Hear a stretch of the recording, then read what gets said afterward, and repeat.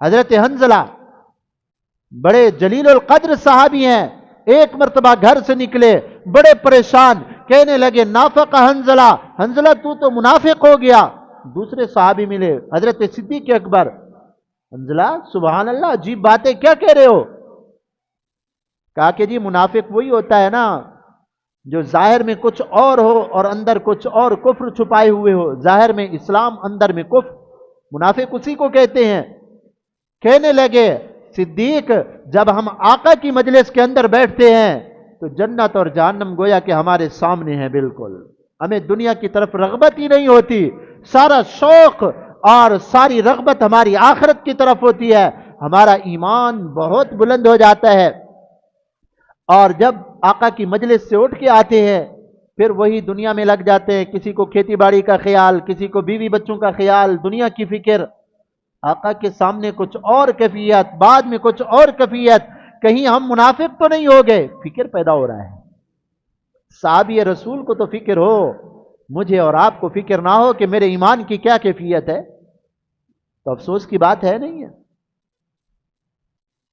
تو حضرت صدیق اکبر رضی اللہ تعالی عنہ نے فرمایا ہماری بھی یہی کیفیت ہے، چلو آقا سے پوچھتے ہیں۔ آپ صلی اللہ علیہ وسلم سے جا کے پوچھا تو آپ صلی اللہ علیہ وسلم نے فرمایا حنظلہ یہ تو وقت وقت کی بات ہے، جب آپ میری مجلس میں بیٹھتے ہو تو نبوت والا سورج تمہارے سامنے ہوتا ہے، سامنے روشنائی آ رہی ہوتی ہے، شعائیں آ رہی ہوتی ہیں۔ آپ یوں سمجھے نا،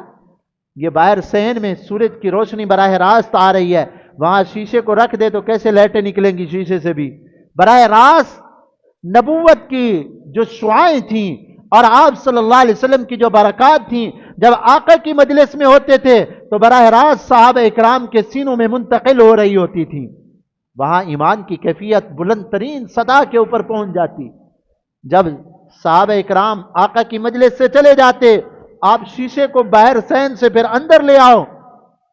ہاں شیشہ تو ویسے وہی شیشہ ہے لیکن سورج سے تھوڑا سا ہٹ جاتا ہے تو وہ اس کے اندر شعاؤں والی کیفیت نہیں ہوتی۔ تو جب میری مجلس سے چلے جاتے ہو تو وہاں برکات بھی تو کم ہو جاتی ہے نا، ورنہ تمہارے ایمان میں کوئی کمی نہیں آئی۔ تو بات عرض کرنے کا مطلب یہ ہے، قرآن کی یہ جو آیت ہے نا، آج اللہ معاف فرمائے ایسا ماحول ہے، چاروں طرف سے ہمیں یہ سننے کو مل رہا ہے فلاں خراب، فلاں سیاستدان خراب، فلاں لٹیرا، فلاں یہ فلاں یہ۔